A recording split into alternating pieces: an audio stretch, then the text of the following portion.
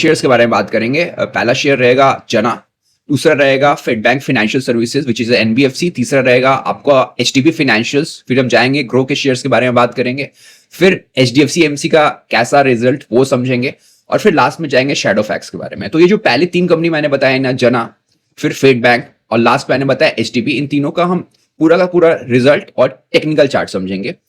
Grow के बारे में बात करना है क्योंकि ग्रो का बिजनेस क्यों इंटरेस्टिंग लग रहा है। बस मैंने उनके पीपीटी में एक स्लाइड देखी जो मुझे अच्छा लगा, चार्ट भी अच्छा है।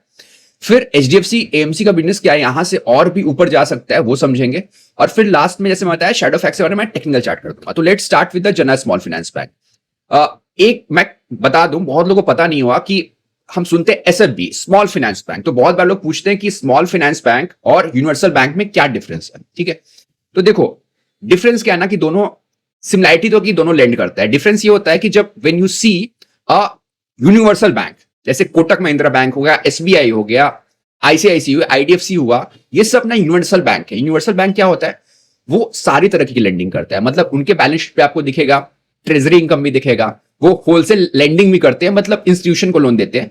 जो एसएफबी होता है ना, स्मॉल फाइनेंस बैंक, उनको आरबीआई ने बनाया इसलिए है कि वो फाइनेंशियल इंक्लूजन करे। मतलब जो कम्युनिटी सोसाइटी के बॉटम पे एक्चुअली उनको बैंकिंग सिस्टम में लेके आना है, that is the first purpose. ठीक है, और उसके अलावा ना बहुत सारा जो प्रायोरिटी सेक्टर का लेंडिंग होता है उसमें इनको मेजर ऑफ द लोन देना पड़ता है, दैट इज द डिफरेंस। और यस, अगर कोई बैंक बहुत अच्छा करती है so there is a provision कि वो एसएफबी से यूनिवर्सल बैंक भी बन सकती है। अभी हम बात कर रहे हैं जना स्मॉल फाइनेंस बैंक की। तो जना स्मॉल फाइनेंस बैंक ने पिछले साल इन्होंने अप्लाई करा था यूनिवर्सल बैंक के लिए, बट आरबीआई ने उसको रिजेक्ट कर दिया। अभी इसके लिए बहुत सारा क्राइटेरिया होता है। एक क्राइटेरिया होता है कि आपका जो नेट एनपीए और ग्रॉस एनपीए है उसका एक सर्टेन थ्रेशोल्ड से ज्यादा नहीं होना चाहिए, फिर आपका नेटवर्थ का एक थ्रेशोल्ड होना चाहिए, दैट वेरी क्राइटेरिया। बट उसके अलावा भी बैंक देखती है कि इनको दे सकते हैं कि वहां पेडिग्री बहुत इंपॉर्टेंट होता है। तो चलो स्टार्ट करते हैं कि जना का रिजल्ट कैसा रहा। देखो जना ने जब फाइनेंशियल ईयर 26 जब खत्म हुआ था तो उन्होंने बोला था कि हमारा लोन बुक है वो ग्रो करेगा in financial 27 by the rate of 19 to 21%, और जो हमारा डिपॉजिट है वो ग्रो करेगा बिटवीन 22 to 25%। ठीक है, और इनका जो पैट है उन्होंने बोला है कि वो ग्रो करेगा अप्रॉक्स 80% vis-a-vis फाइनेंशियल ईयर 26। अभी हम समझते हैं देखो कैसे परफॉर्म करा। अभी यहां पे देखो आप, इनका जो ग्रोथ है मतलब लोन बुक का ग्रोथ क्वार्टर ऑन क्वार्टर, मैंने बताया बैंक है फाइनेंस है तो हम इसको क्वार्टर ऑन क्वार्टर ही समझेंगे, ईयर ऑन ईयर पे कंपैरिजन नहीं करना है।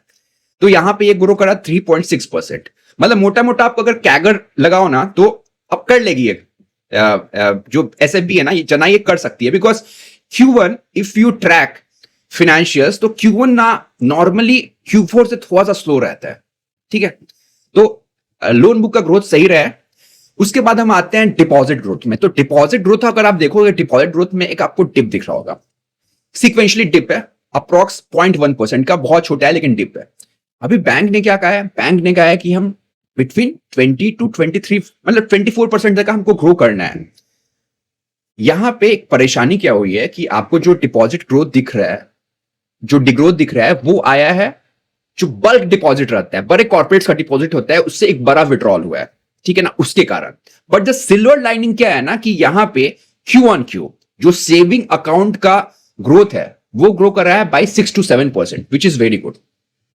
ठीक है, अभी होता क्या है, एक डिपॉजिट का 2 टाइप हुआ, एक होगा टर्म डिपॉजिट और एक होता है कासा।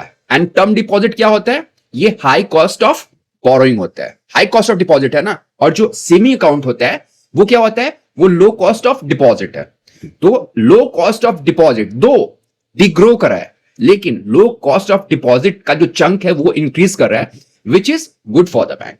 ठीक है, इसके बाद हम आते हैं असेट क्वालिटी पे। असेट क्वालिटी आपको दिख रहा होगा, bank has done A phenomenal job, अच्छा कर रहा है उन्होंने। असेट क्वालिटी आप देखो तो 2.24 है इन Q1 FY27, Q4 में ये था 2.33, विच इज गुड। सिमिलरली जो नेट एनपीए भी देखो तो नेट एनपीए भी इन्होंने मतलब अच्छा कर रहा है, इट इज 0.85 और द एडवांसेस। अभी हम यहां पे समझते हैं कि ये सब तो अच्छा कर रहा है, आप देख रहे हो।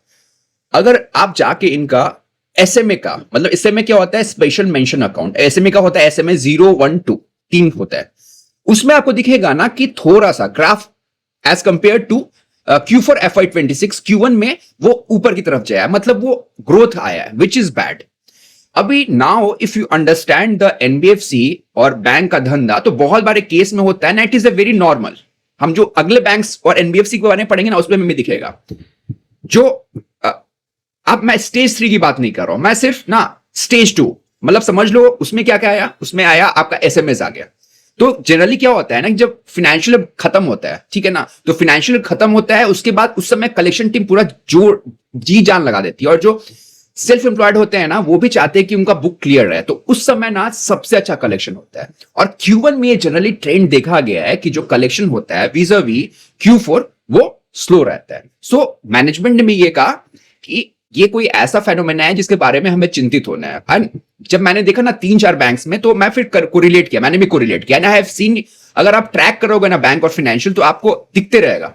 If you want you go and check it, आप पिछले किसी बैंक्स एनबीएफसी का खोल के देखो, बहुत बार जो स्टेज 2 की बात करो, मैं स्टेज 3 की बात नहीं कर रहा, स्टेज 2 का नंबर थोड़ा सा बलून होता है आफ्टर Q4, ठीक है। ये हो गया। नाउ इनका आरओई का फिगर देखो, आरओई भी अच्छा हुआ है 13.6 और आरओए इज ऑल्सो 1.4%, ठीक है, दैट इज गुड। अभी हम आते हैं इनके निम्स पे। अभी निम्स में देखो, निम्स कैसा है इनका, निम्स हो गया है 7.5%, और लास्ट क्वार्टर क्या था, ये 7.2%, विच इज गुड और बैड, इट इज गुड। अभी निम क्यों बढ़ा होगा, निम बढ़ा होगा, इसका रीजन मेन क्या होगा, इसका रीजन दिख रहा होगा। पहला तो रीजन आपको दिखेगा ये 16.4, जो येलो बार आप देख रहे हो, ये 16.4% का यील्ड ऑन एडवांसेस है फॉर Q1 FY27। सिमिलरली अगर आप जाओ Q4 FY26 को देखो, तो यहां पे यील्ड था 16.1%। अभी ध्यान समझना, ध्यान से हमें समझना पड़ेगा आपको।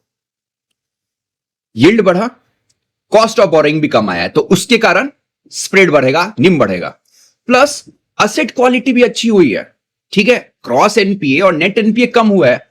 तो नेट इंटरेस्ट जब निकालते हो, इनकम निकालते हो, तो उसमें क्या पहला होता है, इंटरेस्ट अर्न्ड। तो इंटरेस्ट अर्न में कभी भी अगर वो स्टेज 3 एसेट है, ठीक है ना, या स्टेज 2 है, ऐसे बहुत बार 60 डेज के बाद उसका जो इंटरेस्ट होता है ना, वो नोशनल होता है, क्योंकि कलेक्ट नहीं हुआ है, तो उसको एक सस्पेंस अकाउंट में डाल देते हैं। तो आप देखोगे कि जब एसेट क्वालिटी अच्छी होती है, मतलब अगर खराब से जब अच्छी होती है, तो जो एक्रूअल्स आ रहा है, मतलब उसके कारण भी आपका जो स्प्रेड या एनआईएम बढ़ता है। अब जाके देखना ये, ठीक है, and this is particularly happening in the case of Jana Small Finance Bank। अभी Jana Small Finance Bank का थोड़ा सा हम समझ लेते हैं, इनका बुक क्या है। देखो इनका जब इन्होंने लिस्ट करा था, तो उस समय इनका अप्रॉक्स 60% जेएलजी था, जेएलजी लोन बुक था, पूरा का पूरा अनसिक्योर्ड, जहां पे ये गांव में महिलाओं को लोन देते थे ग्रुप्स में, और जो सिक्योर्ड पोर्शन था बहुत छोटा था। फिर आया वो एमएफआई का जो साइकिल आया, जहां पे टर्न अराउंड हुआ था, जहां से केसेस फटने लगे थे, क्योंकि बहुत लोग ओवर लेवरेज हो गए थे।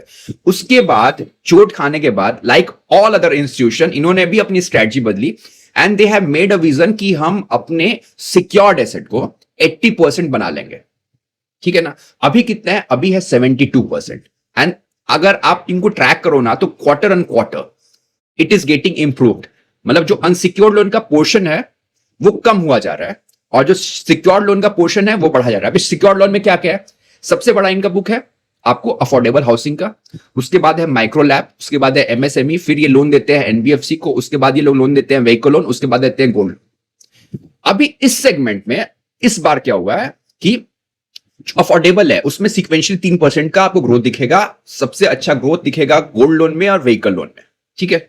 अभी गोल्ड लोन और व्हीकल लोन में क्या हुआ, गोल्ड लोन और टू व्हीलर का लोन मोटा मोटा, उसमें क्या है, उसमें आपको यील्ड भी अच्छा जाता है, जिसके कारण आपको दिखेगा, आपको आपका निम्स भी अच्छा दिख रहा है। जो इनका माइक्रो लैब का बुक है ना, उसमें इन्होंने डिग्रोथ करा है।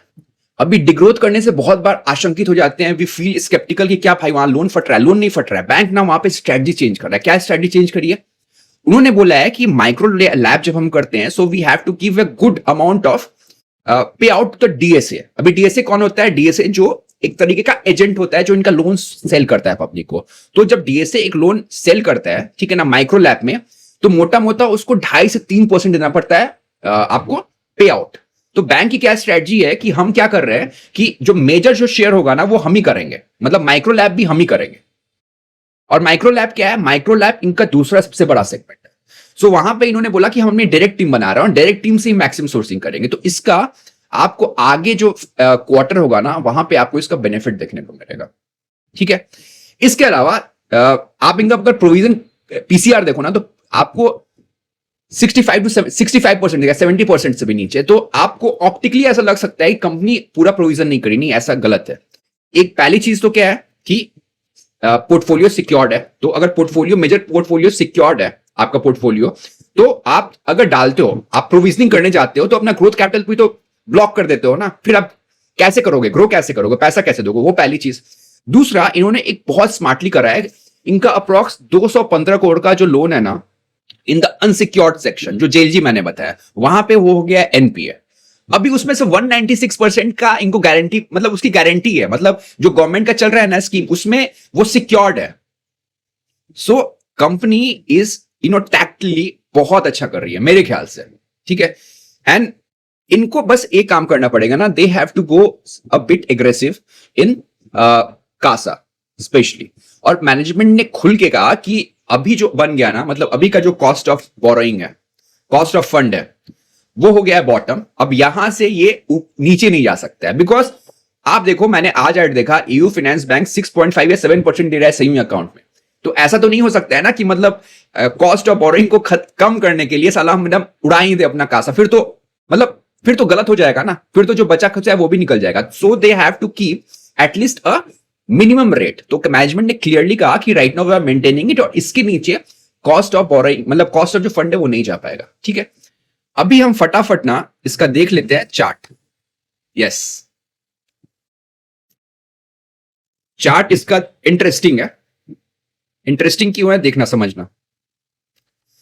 शेयर यहां पे लिस्ट करा, ठीक है, फेब 2024 में। उसके बाद शेयर अप्रॉक्स ये 110% ऊपर गया। ठीक है ना, उसके बाद क्या होता है आप देखो यहां पे, उसके बाद बनता है यहां पे टॉप। और भाई अगर आप टेक्निकल फॉलो कर रहे होगे ना, तो ये खबर आने से, मतलब माइक्रो फाइनेंस साइकिल ऑफिशियली घूमने से, मार्केट पे आने से पहले ही ना टॉप बनना शुरू हो गया था, उसे 6 से 7 महीने से। और यहां भी वही दिख रहा है। उसके बाद ये स्टॉक चला जाता है कंटिन्यूअस डिस्ट्रीब्यूशन पैटर्न में। ठीक है ना, आप देख चलो पूरा डिस्ट्रीब्यूशन होता है। फिर इफ यू सी ना, तो जनवरी 2025 में जो ऑपरेटर, मतलब आप कहते हो ऑपरेटर करते हो, there was a first try by the bulls to make a bottom, लेकिन वो हो जाता है फेल। ठीक है, वो कैसे हो जाता है यहां पे देखो। बट एक इंटरेस्टिंग चीज है, ये देखो। ठीक है, उसी सपोर्ट के पास फिर बुल्स बेस बनाते हैं, और यहां से देखो फिर से एक, मतलब बेस बना के स्टॉक ऊपर की तरफ जा रहा है। ठीक है, अभी यहां पे क्या करना है, यहां पे हमें कुछ नहीं करना है। यहां पे दो लाइंस है, एक लाइन ये वाली है, ये if you see, so this is also a resistance on the monthly time frame. यहां पे सिंपल स्ट्रेटजी है, ठीक है, कि आपको इधर यू अप्लाई द फिबोनाची का लगा लो आप चार्ट, या फिर आप जब ये लाइन यहां पे जब ब्रेकआउट होता है ऊपर की तरफ, ठीक है ना, और जब डेली चार्ट पे एक करेक्शन आता है, मतलब डिस्ट्रीब्यूशन आता है, फिर वो बेस बनाता है, और फिर जब ऊपर की तरफ जाता है ना, तब आप बाय कर सकते हो if someone has to buy. ठीक है, या फिर वो नीचे आता है। अभी समझना, मैं डेली चार्ट खोलता हूं। ठीक है, अभी आप देखो यहां पे क्या है, ये वाला। ठीक है, अगर सपोज ये यहां पे आता है, अगर किसी कोई स्विंग ट्रेडिंग करता है तो यहां पे आता है, और छोटे से टाइम फ्रेम पे, जैसे मैंने क्या बताया, छोटे से टाइम फ्रेम पे अगर बॉटम बनता दिखता है, फिर एक्यूमुलेशन होने लगता है, तो यहां भी एक स्विंग ट्रेड करा जा सकता है। इस बेस का टूटना, ठीक है ना, अनलेस अंटिल बहुत खराब कुछ नहीं हो जाए मैक्रो में या फिर कंपनी में, मेरे को मुश्किल लग रहा है। बिकॉज कंपनी है ना, अब आप समझो 72-73% पे, and if I am not wrong, तो अगले 6 से 7 क्वार्टर में ना दे विल अचीव द 80% का सिक्योर्ड बुक, प्लस उनका जो जेएलजी लोन भी है, जिसको एमएफआई कहते हैं, वो भी दो अनसिक्योर्ड है, बट चूंकि उसमें उन्होंने जो गवर्नमेंट की गारंटी डाली हुई है ना, तो वो भी एक क्वाजी जो होता है ना, क्वाजी जो कहते हैं हम सिक्योर्ड, उसकी तरह एक्ट कर रहे हैं। Hope this is clear. ठीक है, so this company is doing pretty good.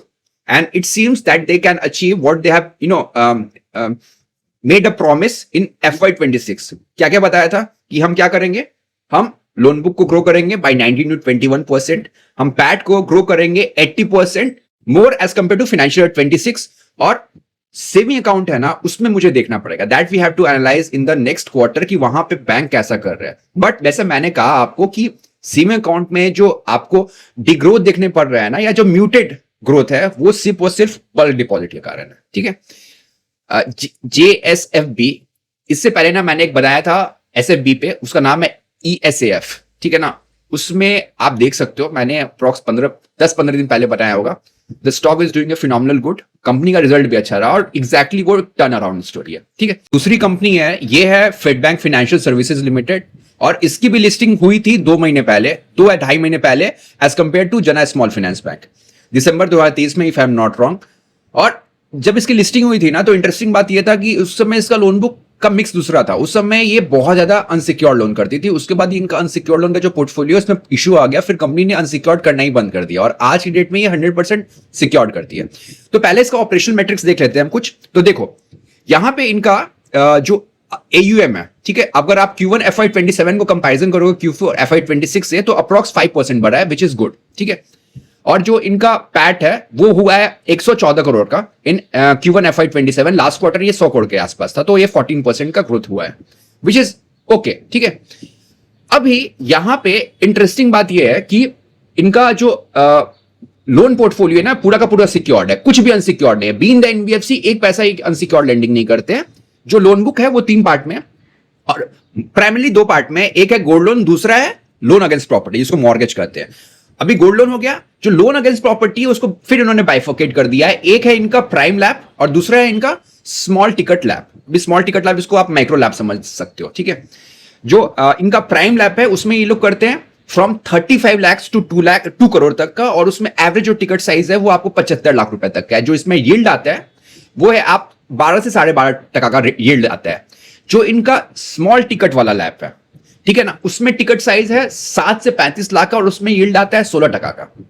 ठीक है, अभी जो मुझे अच्छी बात लगी, पहले उसकी बात करते हैं। लाइक CSB बैंक है, मैं बार बार बोलता हूं, बैंक अच्छी है बट टॉनेज ग्रोथ नहीं किया। बीइंग द गोल्ड लेंडर, आपको अपने टॉनेज भी बढ़ाना है। अभी अगर आप फेड बैंक फाइनेंशियल का देखो, तो इनका चूंकि 50% ज्यादा जो शेयर है, जो रेवेन्यू आता है वो आता है गोल्ड लोन से। तो अगर मैं Q4 FY26 को निकालूं, तो उससे पहले के 4 क्वार्टर में इन्होंने कुछ टॉनेज ग्रोथ ही नहीं आ रहा था। ठीक है ना, सारा का सारा ग्रोथ क्यों आ रहा था? सारा का सारा ग्रोथ आ रहा था due to the value appreciation in gold. Q4 FY26 से और Q1 FY27 में भी आप देखोगे कि despite the fall in the gold prices, इनका जो रेट ऑफ ग्रोथ है इन द गोल्ड लोन वो जा रहा है। मतलब ये अब न्यू क्लाइंट एक्विजिशन भी कर रहे हैं, which is a very good thing. ठीक है, अभी आपको कुछ समझना पड़ेगा। अगर आप कंपैरिजन करोगे ना Q3 FY26 को Q4 FY26 से, जो गोल्ड लोन का डिसबर्समेंट हुआ था, और अब जब कंपैरिजन करोगे Q4 FY26 को Q1 FY27 में, तो आपको लगेगा ना कि डिसबर्समेंट ग्रोथ गोल्ड लोन में कम हो गया है। नहीं, वो कम नहीं हुआ है। मैं इसका रीजन बता रहा हूं। 1 अप्रैल से ना RBI ने बहुत सारी चीजें चेंज की हैं गोल्ड लेंडिंग में। एक तो LTV का नाम है वो हटाते हैं उसने। उसके अलावा उसने क्या बोला है ना कि जो बलून होता है लोन, बलून लोन क्या होता है ना कि बलून लोन में जो इंटरेस्ट और प्रिंसिपल, मतलब जो सूद है और मूलधन है, वो एक साथ ही जमा होता है। ठीक है ना, उसको कहते हैं बलून लोन। तो उन्होंने कहा, RBI ने कहा कि अगर आप बलून लोन दे रहे हैं अपने कस्टमर को, तो आपको जो LTV है वो इंटरेस्ट के साथ कैलकुलेट करना है। ठीक है ना, उसके कारण क्या होगा, अगर मैं लेंडर हूं और मैं ऐसे कैलकुलेट करूंगा कि अगर मुझे किसी को लोन देना है तो मैं LTV प्रिंसिपल पे नहीं, जो लोन दे रहा हूं उस पे नहीं करूं, 1 साल बाद क्या इंटरेस्ट होगा तो ऑब्वियसली मैं उसको कम फंड कर पाऊंगा। ठीक है, मेरा लोन अमाउंट कम हो जाएगा। इसके कारण ऑप्टिकली आपको दिखेगा कि Q1 FY27 में जो पेस ऑफ डिसबर्समेंट है वो कम हो गया है। एक्चुअली कम नहीं हुआ है, वो बाय डिजाइन, बिकॉज RBI ने ऐसा जो नियम लाया है उसके कारण है। ठीक है, सिमिलरली मैंने आपको क्या बताया था, मैंने आपको बताया था कि जो SMA है, स्टेज 2 एसेट है, यहां पे भी थोड़ा सा ऊपर चला गया है। बट मैनेजमेंट ने कहा कि वो सारा का सारा गोल्ड लोन है, उसमें नथिंग टू वरी, और इन्होंने भी वही कहा कि वो सीजनल ट्रेंड है। जब Q4 खत्म होता है, Q4 के साथ साथ वो फाइनेंशियल ईयर का भी बुक क्लोज होता है, तो उसके बाद एक जनरल ट्रेंड है कि उसमें थोड़ा सा ऊपर जाता है और फिर वो कम हो जाता है। ठीक है, एक और बहुत अच्छी चीज है, दो इन्होंने ग्रोथ नहीं करा है, अगर सीक्वेंशियली देखूं, Q3 को मैं Q4 से करूं और फिर Q4 को मैं Q1 से करूं, तो वैसा ग्रोथ नहीं था डिसबर्समेंट में। बट इन्होंने बहुत अच्छा काम क्या करा है ना, इन्होंने कॉस्ट टू इनकम, ठीक है, CTI को इन्होंने मैनेज कर रहा है। लास्ट क्वार्टर में था ये 56.9% और इस क्वार्टर में ये 52.8%, जिसके कारण क्या हुआ, जिसके कारण आपको दिख रहा होगा कि ऑपरेटिंग लेवरेज मिल रहा है। ठीक है, अपना लोन बुक ग्रो कर रहा है 5%, ठीक है ना, और इन्होंने जो कॉस्ट टू इनकम है उसमें एक अच्छा खासा कमी कर दिया है, जिसके कारण हमारा प्रॉफिट अच्छा दिख रहा है। इसके अलावा आप देखो ग्रॉस एनपीए और नेट एनपीए, लास्ट क्वार्टर में था ये 1.9%, इस क्वार्टर में 1.6%। सिमिलरली नेट एनपीए 1% इन Q1 FY27, Q4 में था ये 1.3%। मतलब बाकी सारी चीजें अच्छी है। ठीक है, भी एक बार फटाफट इनका देख लेता हूं मैं आरओई का फिगर, वो भी ऊपर ही होगा, आरओई एंड आरओए का। चलो दिख नहीं रहा है बट वो भी ऊपर ही होगा फॉर श्योर।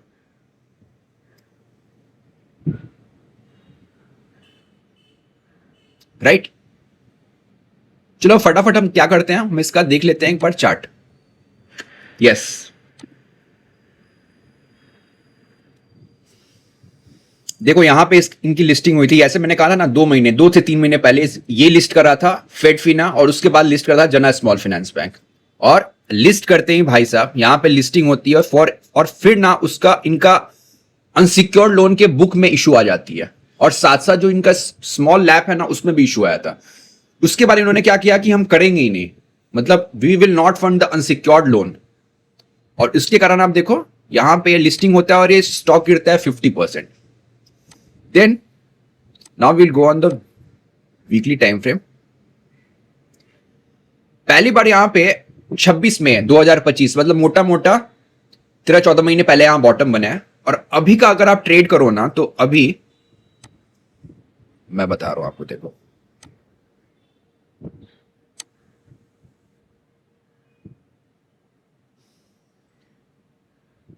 अभी राइट नाउ ये जिस स्टेज में है ना, वहां पे ट्रेड, मतलब अगर किसी को इन्वेस्टमेंट करना है तो इन्वेस्टमेंट नहीं करना चाहिए। I will tell you why. देखो यहां पे क्या है, यहां पे जो स्विंग लो है और यहां का स्विंग लो, ठीक है ना, ये वाला स्विंग लो इससे नीचे है, और यहां पे स्विंग लो बना नहीं है एक्चुअली। ठीक है, सो मुझे क्या करना पड़ेगा ना, I have to keep a line over here. ठीक है, समझना ध्यान से, अगर इसके ऊपर प्राइस जाता है तो फिर हमारी क्या स्ट्रेटजी रहती है, अगर हम प्राइस एक्शन कर रहे हैं तो हम डेली चार्ट पे जाएंगे और जहां से टर्न अराउंड होगा वहां एंटर करेंगे। या एक दूसरी स्ट्रेटजी ये हो सकती है कि हम यहां पे,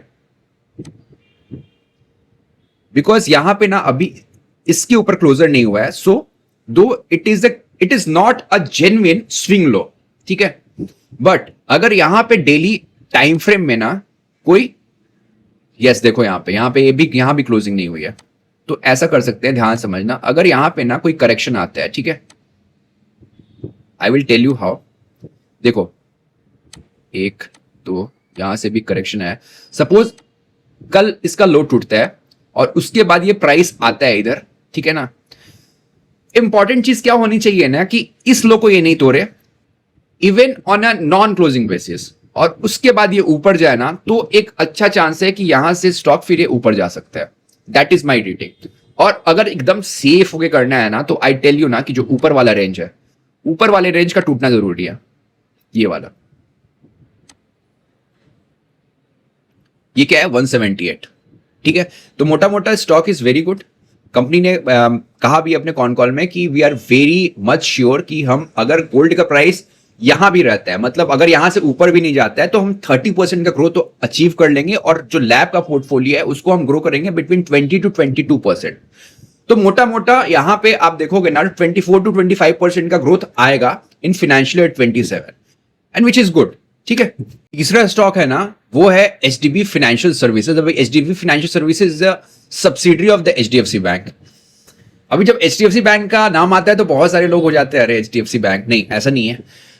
मैंने जब ये चैनल शुरू करा था ना, तो अप्रैल में 7 अप्रैल को शुरू करा था, तो मैंने, मुझे लगता है ना उसके बाद मतलब 5 से 6 दिनों के अंदर इस पे एक वीडियो बनाया था एचडीबी फाइनेंशियल पे, बिकॉज जो मेरा सेटअप है ना, मतलब जो मेरा सबसे फेवरेट सेटअप है रिवर्सल का, वहां पे रिवर्सल आया था डेली चार्ट पे, आप जाके देख सकते हो। आप जाके स्क्रॉल करना, सबसे पुराने वीडियो देखना, आपको मिलेगा एचडीएफसी फाइनेंशियल्स का। तो एचडीएफसी फाइनेंशियल्स ने कैसा करा है, एक बार ओवरव्यू कर लेते हैं। देखो इनका जो लोन बुक है वो हो गया है 1,21,000 के अप्रोक्स, 1,21,000 करोड़, ठीक है। और यहां पे लोन बुक में 3% का सीक्वेंशियल ग्रोथ आया है, मतलब Q1 FY27 का जो ग्रोथ है vis-a-vis Q4 FY26 से वो 3% बढ़ा है, विच इज ओके, ठीक है।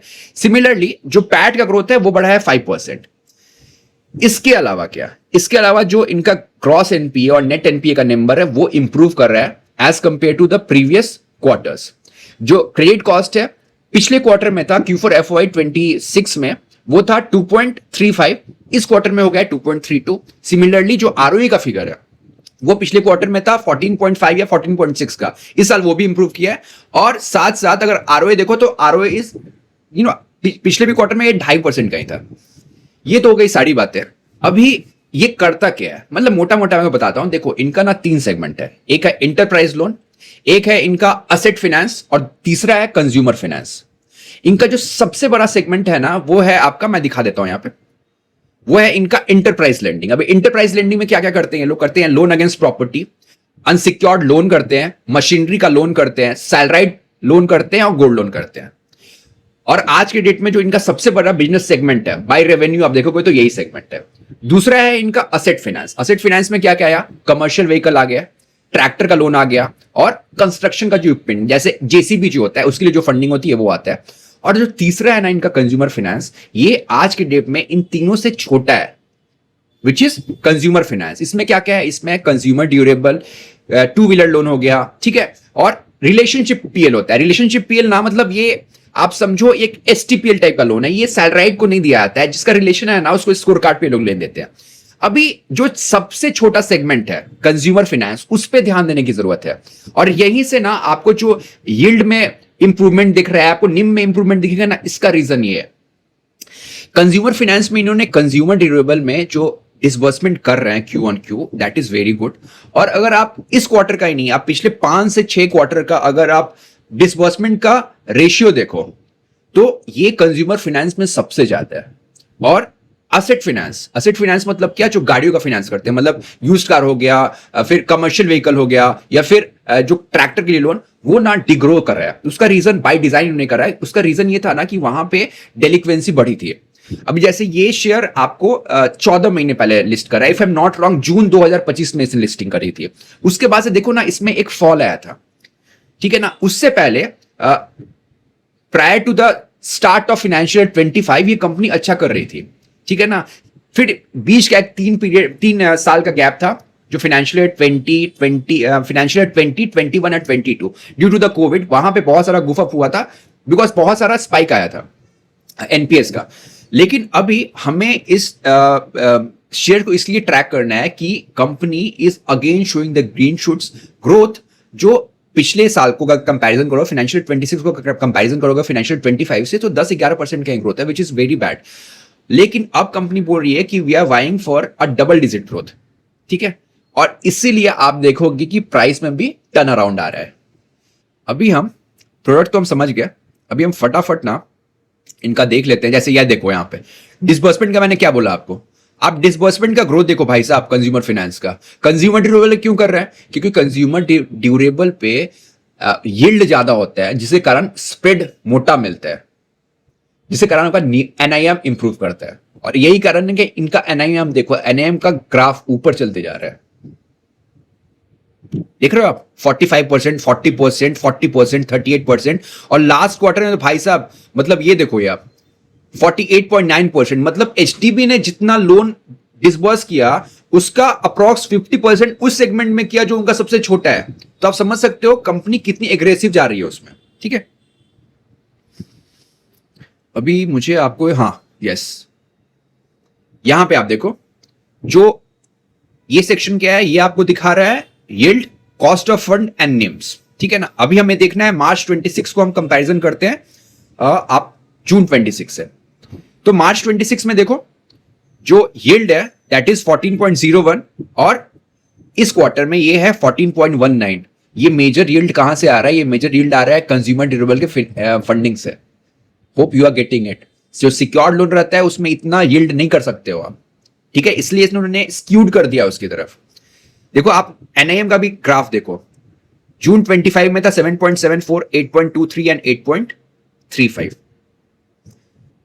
सेकेंड चीज आप देखो, कॉस्ट टू इनकम रेशियो इनका समझना आपको इसके अलावा, मतलब इस क्वार्टर में ना आपको एलिवेटेड देखा, मार्जिनली एलिवेटेड है। लास्ट क्वार्टर में था 39.5, इस क्वार्टर में 39.9%। जो ये वाला क्वार्टर रहता है ना Q1, उसमें क्या होता है कि बहुत सारी कंपनियों में अप्रेजल होता है और अप्रेजल के साथ लोगों की सैलरी हाइक होती है, प्लस बहुत सारे लोग जो बोनस पे रहते हैं ना उनको बोनस मिलता है, तो एक वन ऑफ ना एक बलून करता है एक्सपेंस की तरफ। लेकिन अगर आप इनका कॉस्ट टू इनकम रेशियो का ग्राफ देखोगे ना तो ग्रेजुअली नीचे जा रहा है, ठीक है। तो अभी क्या हो रहा है, कंपनी ऐसे प्रोडक्ट पे फोकस कर रही है जिसमें स्प्रेड ज्यादा है, ठीक है, जो नेट इंटरेस्ट इनकम इनका बढ़ के आ रहा है, ठीक है, प्लस इनका एनपीएस कम हो रहा है, ठीक है, क्रेडिट कॉस्ट कम हो रहा है, और साथ साथ इनका कॉस्ट टू इनकम जो रेशियो है वो भी नीचे जलते जा रहा है। इसके कारण क्या होगा, इसके कारण ऑपरेटिंग लेवरेज आते रहेगा कंपनी में, ठीक है। कंपनी ने कहा है, और इसके साथ साथ मैंने जो कहा आपको, जो बाकी दोनों कंपनियों में था, इनका भी जो एसएमए है ना, एसएमए का पूल, उसमें एक थोड़ा सा स्लाइट स्पाइक आया है। और जो मैंने रिट्रेट करा कि कंपनी ने कहा है कि it is very very normal, हमेशा Q1 में as compare to Q4 FY26 का उसमें रहता ही है, थोड़ा सा स्पाइक आता है क्योंकि वो बुक क्लोजर के बाद आता है ईयरली, ठीक है। अभी हम फटाफट चलते हैं इसके चार्ट पे। अभी मैं ना इसका चूंकि लिमिटेड था, मैं बता रहा हूं, जो हमने इसको पिक करा था, आप वो जाके वीडियो देख सकते हो इफ यू वांट।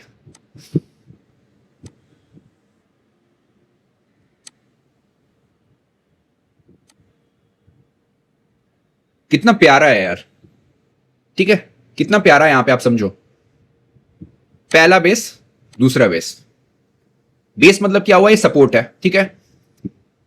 प्राइस अगर आप देखो तो एक सेक्युलर फॉल कर रहा था प्राइस, यहां पे बेस बनाया, फिर यहां पे टाइम पास किया इसने, ठीक है, लेकिन इसको फिर काट नहीं पाया, आप देखो, ठीक है। फिर इसने इसको ब्रेक करा, फिर फॉल आता है, ठीक है। यहां तक ये सेक्युलर फॉल की थी 30 मार्च 26 तक, मतलब मोटा मोटा 10 महीने ये स्टॉक गिरता ही रहा, बेस बना जिसको सेल ऑन राइज करते हैं। उसके बाद ये स्टॉक ऊपर जाता है और पहला क्या बनाता है, हायर हाई और हायर लो बनाता है, मतलब यहां पे एक्यूमुलेशन करा। उसके बाद अगर आप यहां पे स्ट्रक्चर समझो ना, तो यहां पे एक बेस बनता है, ठीक है ना, फिर ये बेस टूटता है, मतलब यहां पे क्या हुआ होगा, जो वीक हैंड्स है वो इस स्टॉक से निकल गए होंगे, लेकिन फिर से जिसको हम ऑपरेटर कहते हैं, जो भी आप समझो, जो भी स्टॉक चलाता है, वो यहां पे आता है और वो बनाता है हायर हाई और हायर लो। अभी इंपॉर्टेंट चीज क्या है कि जो दोनों बेसिस है, ठीक है ना, एक ये बेस और ये base, it is this like slope क्या है, अप्रॉक्स 30 डिग्री के एंगल पे, जो बता रहा है कि मतलब पावर है, ऊपर की तरफ जा रहा है, एक्युमुलेशन हो रहा है, लेकिन साथ साथ जो मोमेंटम है वो भी स्ट्रांग है, ठीक है, समझा। और देखो भाई क्या है ना, मैं आपको बता रहा हूं, I have a lost of money in ITC, जहां पे मैंने पार्टिसिपेट नहीं किया, जो रैली आई थी आईटीसी में, पता होगा सबको। क्यों नहीं किया था, क्योंकि मैं ना जजमेंटल था, मैं आईटीसी को खराब समझता था। उस दिन से वो जो सीख मिली है ना, since I have not participated, and वो चूंकि एफएनओ का शेयर था, तो एफएनओ के शेयर्स में अगर लो बीटा का स्टॉक है ना और आपको हेजिंग आती है, तो वो जब चलता है ना तो आप बहुत अच्छा पैसा बना सकते हो। उस दिन से ना मैंने अपने जजमेंट को, एचडीएफसी कंपनी का सब्सिडरी है तो क्या हुआ, आप देखो ना रिटर्न इसने कितना दिया है भाई, लो से इस स्विंग लो को पकड़ो, इसने अप्रॉक्स 40% का रिटर्न दिया है। बहुत सारी एनबीएफसी जो इससे ज्यादा तेजी से ग्रो कर रही है उसको इसने बीट कर दिया है, ठीक है ना। सो कभी भी किस शेयर को ना छोटा मत समझना, बस अपॉर्चुनिटी देखते रहो, कहां पे चार्ट पे दिख रहा है, कहां पे बिजनेस में दिख रहा है। अभी देखो कंज्यूमर ड्यूरेबल के कारण यील्ड बढ़ रहा है, क्रेडिट कॉस्ट कम हुए जा रहा है, ठीक है ना, जो कॉस्ट टू इनकम रेशियो कम हुए जा रहा है, ऑपरेटिंग लेवरेज आएगा इस कंपनी में, और प्राइस भी वही बता रहा है। और प्राइस का मूवमेंट भी आप देखो ना भाई साहब, आप सब कुछ हटा दो, आपको दिख रहा है ये वाला सेक्शन देखो आप, ये सब ना मतलब स्ट्रॉन्ग बायर्स का साइन होता है ये सब, ठीक है। अभी हम आते हैं भाई ग्रो पे। यार ग्रो के बारे में ना मुझे एक्चुअली कुछ ज्यादा बोलना है नहीं। मैंने ना आईसीआईसी एएमसी का रिजल्ट देखा, ठीक है, आईसीआईसी एएमसी का रिजल्ट देखा, एचडीएफसी एमसी का भी रिजल्ट देखा। एचडीएफसी एमसी का तो मैं खोलू में नहीं पीपीटी, ठीक है, उसका रीजन मैं बताता हूं। मुझे जो ग्रो में सबसे अच्छा चीजें लग रहा है ना, वो लग रहा है इनका एयूएम, मतलब एएमसी का बिजनेस, और जो इनका वेल्थ मैनेजर, जो डब्ल्यू करके इन्होंने सेगमेंट बनाया है वो।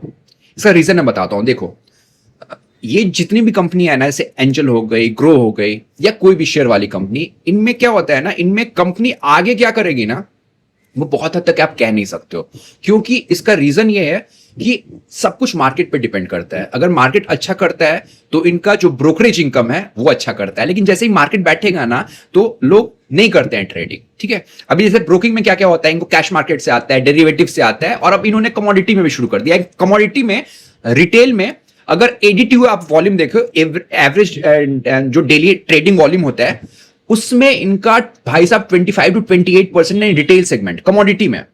बट उसमें मेरे को चार्म नहीं है। वो क्या, वो सीजनल चीज है, जब मार्केट अच्छा करेगा ना तो चलेगा। कमोडिटी में they are doing good, but क्या होगा, मतलब अभी गोल्ड सिल्वर का ऐसा है ना, अगर मार्केट ये स्टैग्नेंट हो गया तो मोमेंटम ट्रेडर को बनेगा ही नहीं पैसा। और कमोडिटी में जहां तक मुझे पता है, इंडिया में जो रिटेल घुसता है वो सिर्फ मोमेंटम के लिए घुसता है, वो जिगजैग में तो पैसे बना नहीं पाएगा।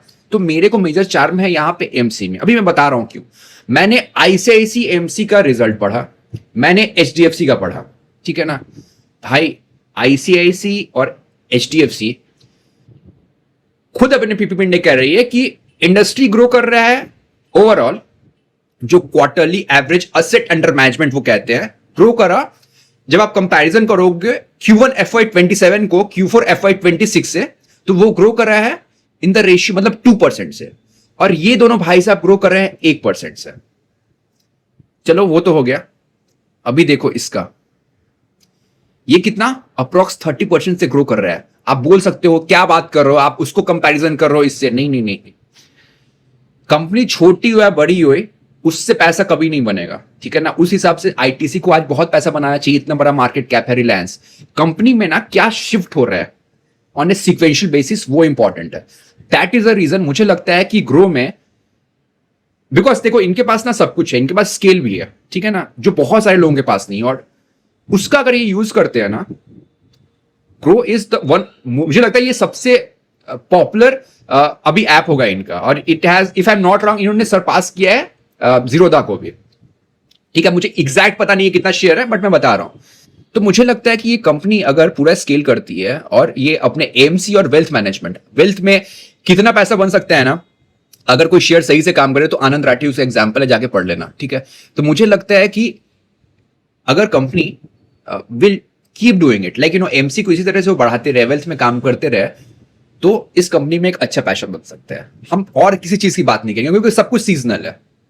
और बाकी जो बिजनेस है ना, उसमें बहुत हद तक बहुत चीजें इनके हाथ में भी नहीं है। आप मैनेजमेंट का सुनना, आईसीआईसी वाला भी वही बोलता है, ये लोग भी यही बोलते हैं, जो प्रोमोटर्स होते हैं वही बोलते हैं कि मार्केट पे डिपेंड करता है कैसा होगा ब्रोकरेज, या फिर जो उनका एमटीएफ का बुक है। लाइक अभी they are doing very good. Grow जो है उसका जो लैस का बुक है, लोन अगेंस्ट जो शेयर्स होता है, ठीक है ना, वो भी बहुत अच्छा कर रही है। बट मेरे को उसमें चार्म नहीं लग रहा है। मेरे को इनका लग रहा है कि इनका असेट अंडर मैनेजमेंट और जो वेल्थ का एडवाइजरी वाला करने वाले हैं, उसमें वो लोग डब्ल्यू जो सेगमेंट कह रहे हैं, उसमें वो लोग कैसा करेंगे, दैट इज माई चार्ट। अभी हम ना ग्रो का फटाफट एक बार चार्ट देख लेते हैं। यस, बहुत प्यारा चार्ट है इसका, समझते हैं, डेली पे करते हैं, ठीक है।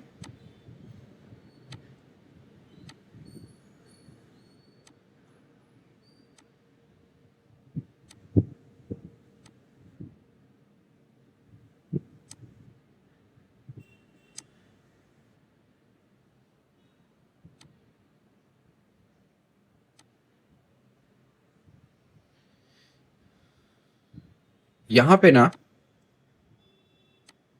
226 के अगर ऊपर एक क्लोजिंग होती है तो आई विल बी इंटरेस्टेड। अब ऐसे भी अभी 3 शेयर तो बेचाएंगे तो पैसा ठीक ठाक आ गया है। अगर इसके ऊपर जाता है ना तो आई विल स्टार्ट लुकिंग कि कैसे हम इस सेटअप में एक बेटर रिस्क रिवॉर्ड में इसको उठा सके। डाउन साइड में ना एक्चुअली अभी तक देखो पैटर्न सही है, बट डाउन साइड में ना अगर आप देखो तो यहां पे सॉरी टेक्स्ट बुक स्टाइल जो कहते हैं ना, टेक्स्ट बुक स्टाइल में गैप्स बढ़े हैं इसने, ठीक है ना, बट अभी तक इसने यहां पे क्लोज नहीं कर रहा है। जो कल का कैंडल था it was also a strong candle, आज का कैंडल रिजेक्शन कैंडल है, बट बहुत पावरफुल कैंडल नहीं है। रीजन क्या है ना कि उसने इसके लो को, ये जो कैंडल देख रहे हो ना 15 जुलाई को जो कैंडल था उसके लो को ब्रेक नहीं कर रहा है। दो कल के कैंडल के हाई के ऊपर से एक रिजेक्शन आया है, समझना ध्यान से, ठीक है। तो इस शेयर को ना मैं कुछ दिन तक ना अभी अपने वॉच लिस्ट पे मैंने डाल दिया है। If I will get a good setup ना, I will try to accumulate it, because मुझे ना एक पर्सन हंच आ रहा है कि ये शेयर अच्छा कर सकता है, मतलब वेल्थ बना सकता है यार।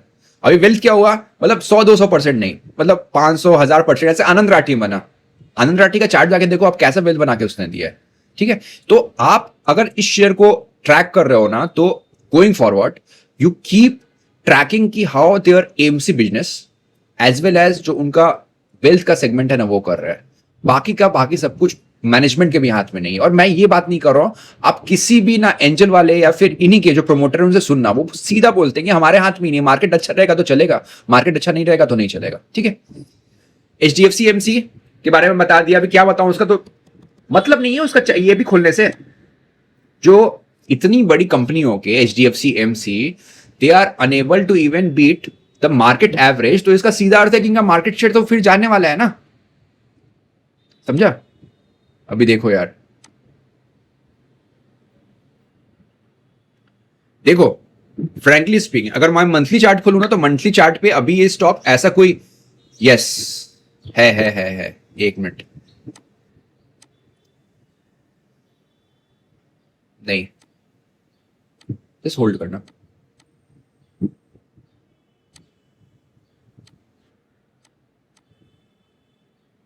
बहुत ज्यादा कंजेशन में फंसा हुआ है, और इस ऐसे रिजल्ट के बाद ना मुझे लगता है मतलब एचडीएफसी एमसी को ऊपर जाने में तिल निकल जाएगा। एक कंडीशन में ऊपर जा सकता है, ये क्या, आईसीआईसीआई एमसी भी ऊपर जाएगी और सारी कंपनी ऊपर जाएगी, अगर निफ्टी और ब्रॉडर इंडेक्स में एक बहुत बड़ी तेजी आ जाए।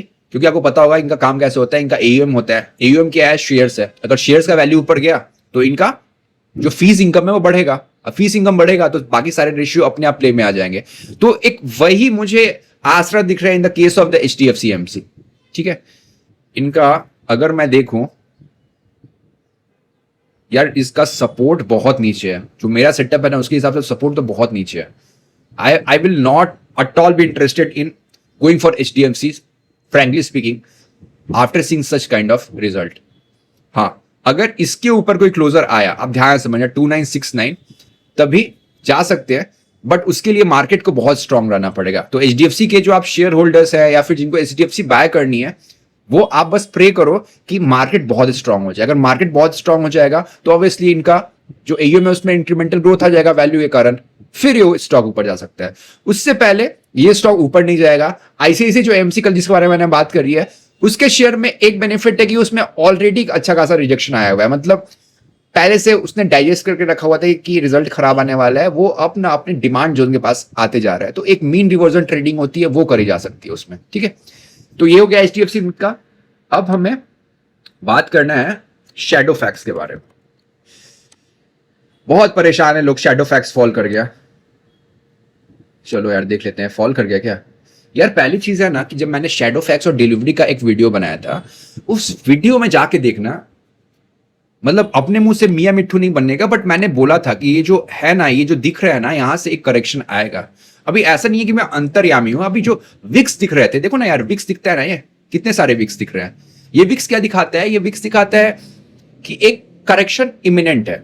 अभी बहुत जरूरी है करेक्शन, जिसको रिट्रेसमेंट या पुल बैक भी कहा जाता है, उसको फॉल से अलग किया जाए। ये फॉल नहीं है, ये एक हेल्दी करेक्शन है ना। अभी देखो यहां पे मैं आपको बता रहा हूं क्या हुआ है, ध्यान समझना।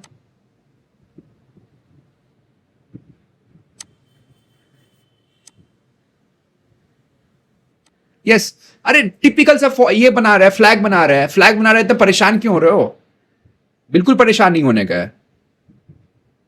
देखो यहां पे देख रहे हो, सॉरी यहां पे मैंने कर दिया है, मैं यहां पे दिखाता हूं, ये वाला यहां पे क्या है, यहां पे गैप है और ये एक अच्छा सपोर्ट की तरह काम करेगा। आपको क्या करना है, you just have to try कि प्राइस यहां आके और फिर क्या हायर हाई बना रहा है, या फिर लगा लेना कोई मूविंग एवरेज यहां पे, ठीक है। कोई भी मूविंग एवरेज लगा लेना। एक मिनट, मैं मूविंग एवरेज का सेटिंग करके देखता हूँ कौन कौन सा मूविंग एवरेज है।